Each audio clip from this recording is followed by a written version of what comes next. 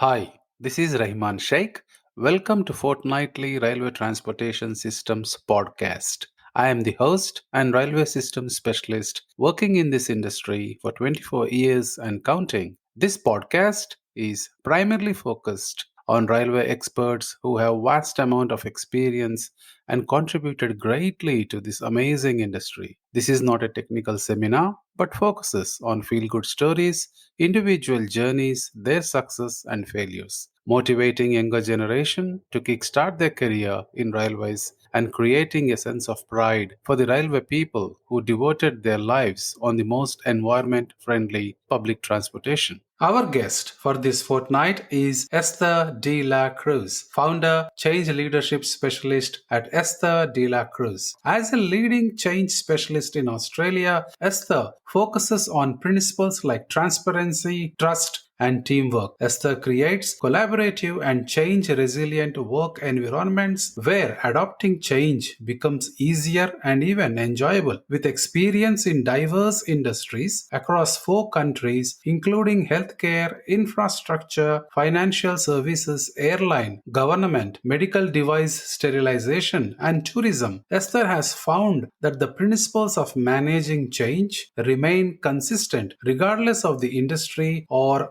organizational size. Hi Esther, welcome to Railway Transportation Systems Podcast. Hi Ryman, it is my pleasure and honor to be here. Thank you. Esther, first question, can you please introduce yourself? Yes, well, I'm a lucky mum of 3 and I'm a Dutchie. I've been in Australia for about 15 years now and I call it home. And I am very passionate about leadership, particularly as I refer to it, 21st century leadership. I'm very passionate about how we can use neuroscience and the research that's now at our fingertips in how we lead and work in our corporates and other organizations, smaller organizations, and help people thrive really through change. I have over 25 years of experience doing change in small to quite large organizations. And yeah, that's about me. Wow, very short and crisp introduction. Before we proceed further and deep dive into the topic, can you please define change? And what is change management? Yeah, change. What is change, right? When I reflected on this myself, I was thinking about how change is kind of adjusting to new ways of working, new ways of doing things. Change, I think, influences how we have to reconsider habits, things that we thought were very normal and kind of almost come subconscious to us. We have to all of a sudden become aware of and are forced to change, either forced to change or we choose to change those habits. And when I then reflect on how we approach change management, it is a combination of the right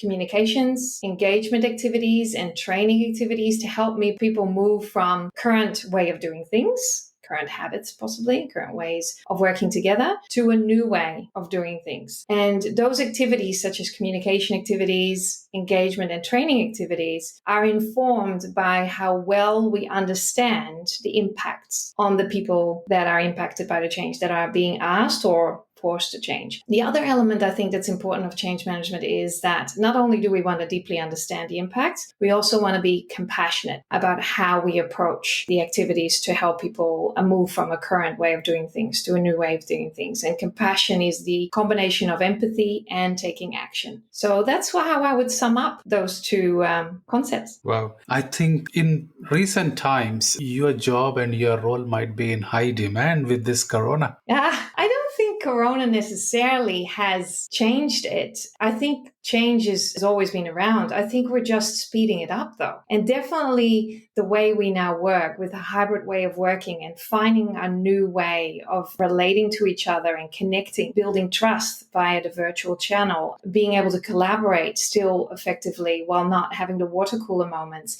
That definitely has been a bit of a shakeup. But I don't think change in general has ever been not around. But yeah, I think the speed of it is definitely increasing. Thank you, Esther, for providing clear explanation, especially on the concepts of change and change management. In considering factors affecting change acceptance. Could you elaborate on the physiological and psychological factors that influence the acceptance and adoption of changes? Yes, thank you. I have really started geeking out on neuroscience a bit because it gives us the facts that we intuitively, as change practitioners, probably already knew through the work we do. But now we have some real kind of science-based facts that can back up why we recognize certain behaviors in the workplace when we go through change. So I start with the physiological because the physiological is also, I think, the first indicator of how we as human beings react to change. So change translates into uncertainty, translates into fear and anxiety. And we all go through these stages, but some of us feel it more than others. And there might be a conversation there around resilience, which we might not dive too deep in now. But we all feel to a certain degree a very kind of an element of fear, some discomfort,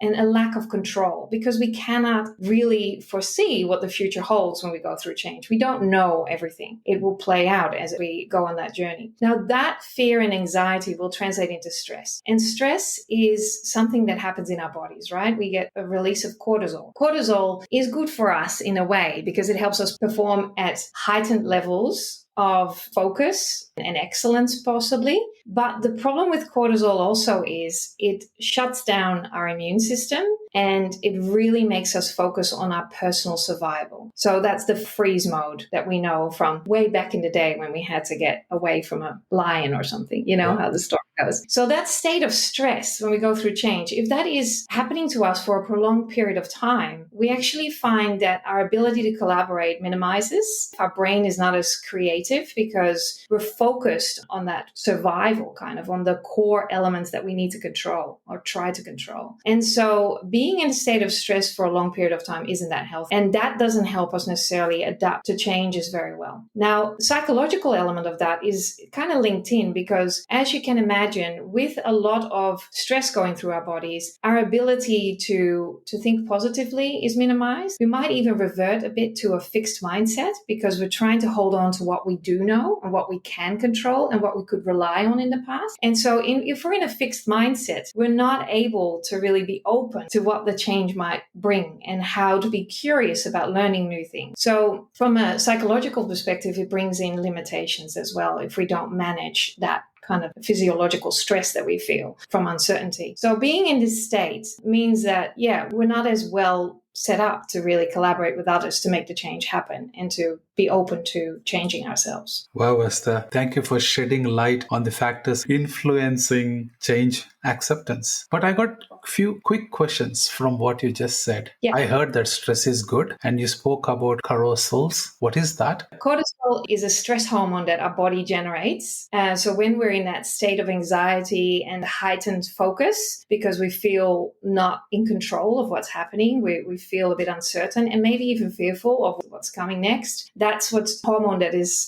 generated in our bodies. And that's what you feel maybe in your underbelly. That may be the feeling of stiff shoulders, just the really kind of intensity that you feel when you're under pressure. Wow, great insights. Thank you, Esther. Before I move to my next question, I got one more small doubt from your answer. Can you define what is neuroscience is? Oh, what is neuroscience? Well, I do not proclaim to be an expert, but neuroscience, I guess, unpacks what happens in our brain. And that influences how our body responds. And then in turn also influences how we act and how we behave. So I think neuroscience is giving us the insights of all the little activities that go on in our brain that are generating chemicals and reactions in our bodies that are making us do certain things or respond in certain ways. That's how I would explain it now, but I am no doctor. So I just use whatever is available to me in layman terms, so to speak. Thank you, Esther. It's really new things I'm learning. And I think even my audience are thoroughly enjoying this episode. Now, can you explain why, in your experience, these physiological and psychological factors in response to the change are the same across any industry, and yet would the approach to change be different in our conventional railway operations? Yeah, great question. Look,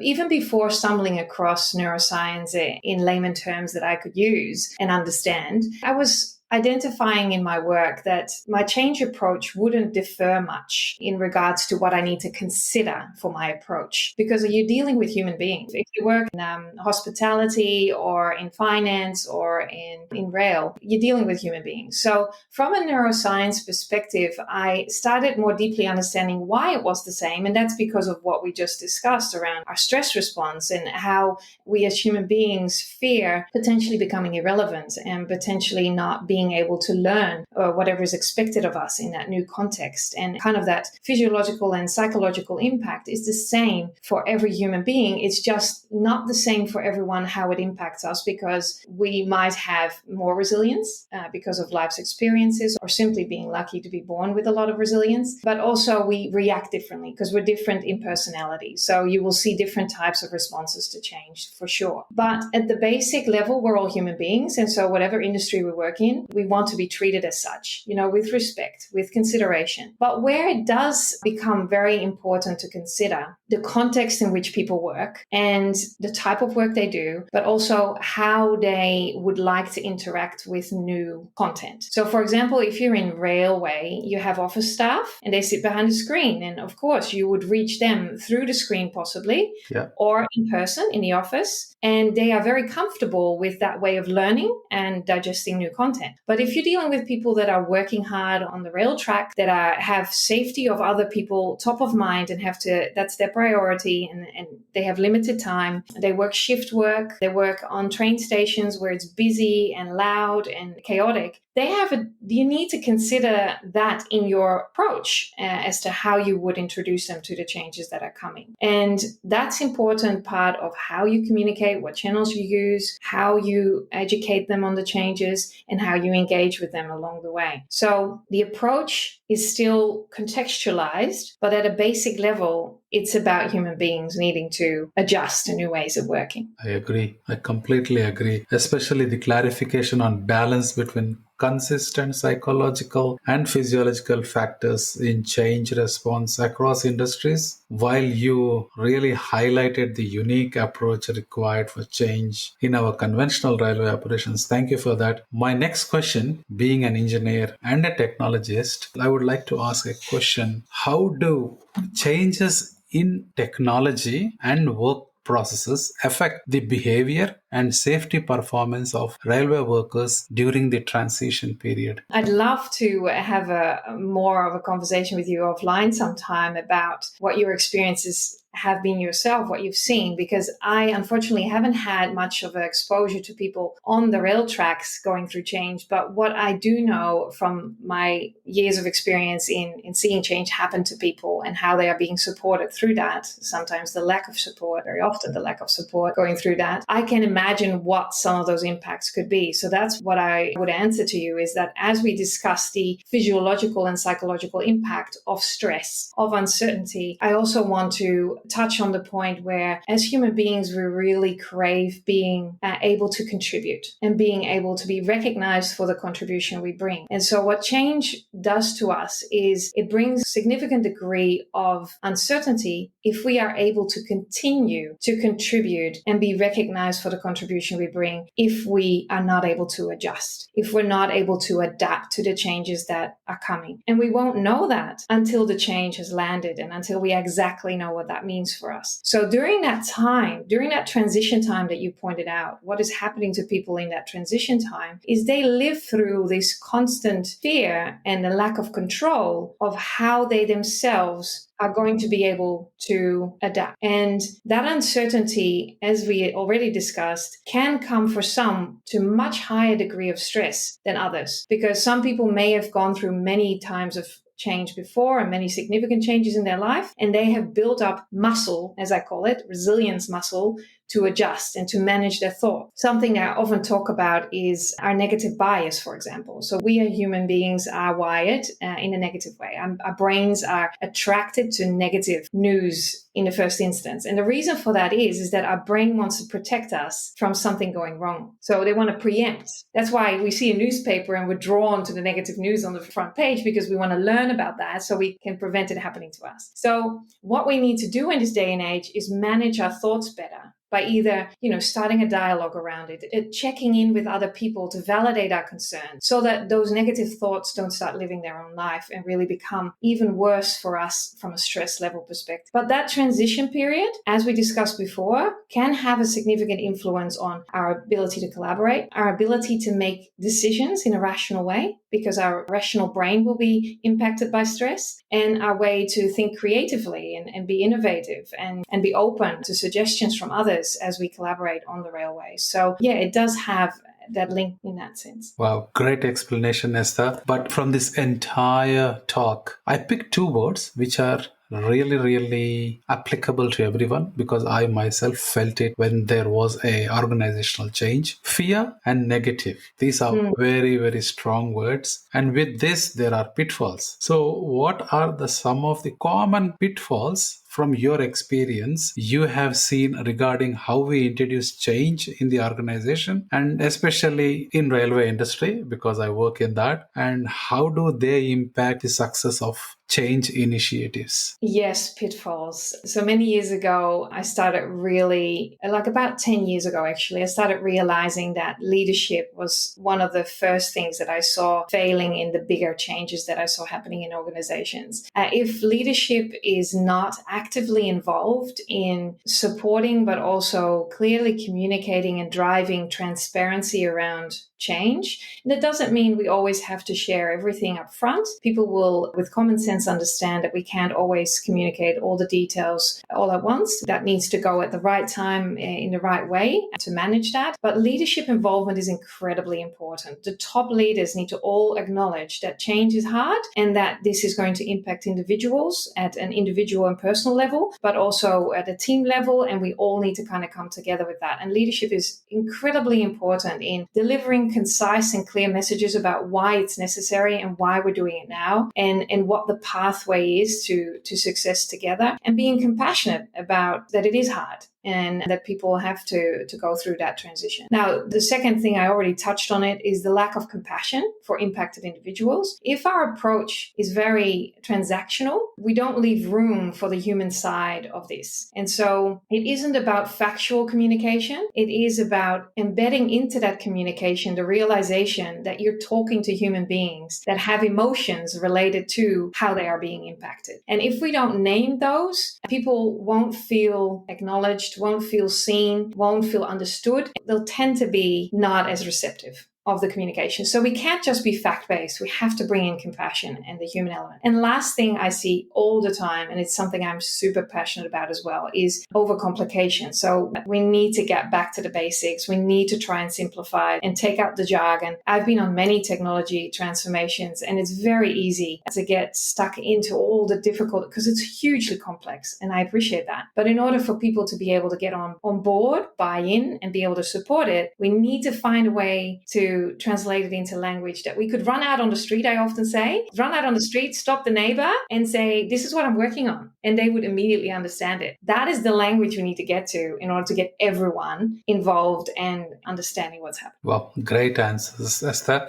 As you rightly pointed out, leadership and compassion are really key. I will surely come back to it because I have lined up some questions for you. And your overcomplication, I think it rightly matches to the previous question where we talk about technology. So we shouldn't overcomplicate it. And most of the time we do that in technology. Thanks, Esther. Great insights. Now moving to my next question. It's about organizational culture. How does the organizational culture and working environment in the railway industry differ from other sectors, and how do these differences influence the readiness and resistance to change among employees? Oh, yes, definitely through my journey in rail and in other government organizations, as well as in commercial and even in small startup businesses. Culture is fundamental to the success, but also to the happiness of staff, but also to how we approach and how successful we are in approaching change, for sure. So what I experienced in railway industry is that it is very much a government organization. And so over time, government has been able to give people people a lot more job certainty than in commercial business. And in government also, you don't have that commercial urgency that private sector feels and that, everyone in a private sector business gets exposure to. What I found is there is a little bit more of a fixed mindset in railway, where people have been in the same team role or a part of the railway organization for a very long time. And they kind of like that certainty and they are comfortable there. They know how they contribute every day. They know what's expected of them. And they haven't actually had to work out their muscle, like it's like going to the gym, to adapt much or to really stretch themselves because they haven't really been exposed to that urgency of change necessarily. So I feel also change necessarily in the government organizations is a bit slower. I think it's speeding up, definitely speeding up. That over the history of it, that was probably slower because of not having commercial urgency or that market kind of impact on government. So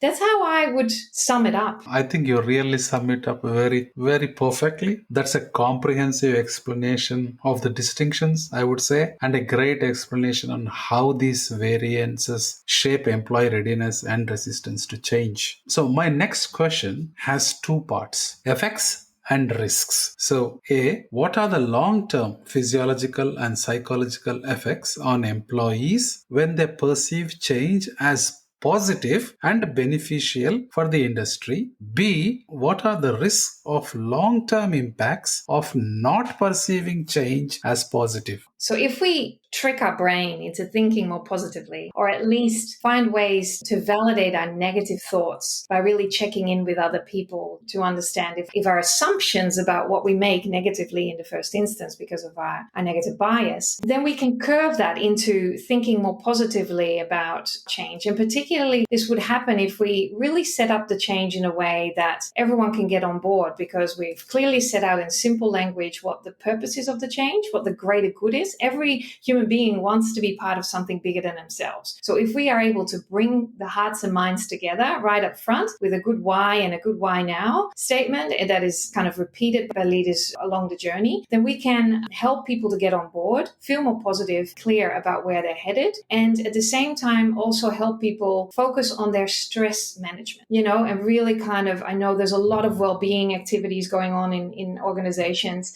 and those are good because it starts with our physiology. If we are able to curve our stress levels by generating more happy chemicals, and there's 4 core happy chemicals, which we can do a whole nother podcast on one day. And those 4, if we use activities in our body and activities at work and even in our personal lives to generate happy chemicals, that will offset our stress. And so even though the stress won't go away completely, we are able to manage those levels of stress and our thoughts, which is the psychological part. And then we can feel happier about change and we can embrace it more and we can actually thrive more during times of change. Now, the opposite was the risk that you were saying. So what you also see happen in organizations is that when there is prolonged period of change and changes are stretched out. And I remember going through an organizational restructure at Rail that was going on for a very long time. And so people were in limbo for a very, very long time. And that meant that people were in that stress state for a prolonged period of time. And that is not healthy. We explored this before, that stress on our body has a very negative impact because it shuts down our immune system. That's why you see more sick leave during times of stress. And if this is a prolonged period of time, it can have very detrimental effects to our health, but also to the way we work, of course, and the way we perform. And so, if we don't do all those things that we touched on before to create that positive environment for change, then you are more inclined to have these negative effects play out for people. Wow, that's a big impact in ignoring the effects and risks. So how do we fix? I think one such thing is training. So what are the most effective methods of training and development used across industries to facilitate the successful adoption of change among employees and enhance their skills during these tough transition periods? Yes, there are many ways in which people learn, right? And I find myself actually needing a combination of ways of learning to really kind of let that learning, that new content sink in. Some people are very visual. Some people love to learn through listening. Some people love gaming. There's people that really interact well with games, and that's a more expensive way of delivering training. But if it's for a larger organization, a larger group of people, that can be a very highly effective way of letting people put play into work and have a bit of fun with it and learn while they play. Play also, because it generates happy chemicals, it actually also allows us to open our minds more to new learnings. So gaming is a great way. Also, role playing is a great way. And that even causes a little bit of vulnerability and maybe even a little bit of fun, because it's like, oh, you feel a bit exposed to role play. You're not inherently an actor. So, role playing, it can be a little bit of fun, but also a bit vulnerable for people. But again, it opens our minds to learning. And role shadowing is also a very powerful way of delivering training, where people that are more well versed already in the new system or the new process can teach others to do what they do by just letting people look over their shoulder and having a little practice. What I find really important when technology is delivered is that people get time in the sandbox. We call it a sandbox when the system isn't live yet, but there is a virtual environment there that they can play around in and kind of do the activities for their role in this test environment. So getting people involved in testing is also a really powerful way of getting them involved in learning. It cannot be one way. It just can't be. And it also needs to be some degree of repetition so that we can really kind of adopt what is new and what that new content is and what that means for us in our role. So yeah, I'd say a blend is the best way to go. Wow, amazing answers. Really, the training and the ways of training you just listed. I like the gaming one really pretty well. I think I knew that would be you. yeah. Oh, thanks for sharing. I never heard about gaming in training. Role play, role shadowing, yes, of course, but gaming is a new one. I'll have a look at it and probably ask my boss to add gaming in training sessions. That's it. Thanks for that comprehensive answer, Esther. Now it's time for the most important question of the day, especially to help our leaders. As I said, I would come back to leadership. So this is the question.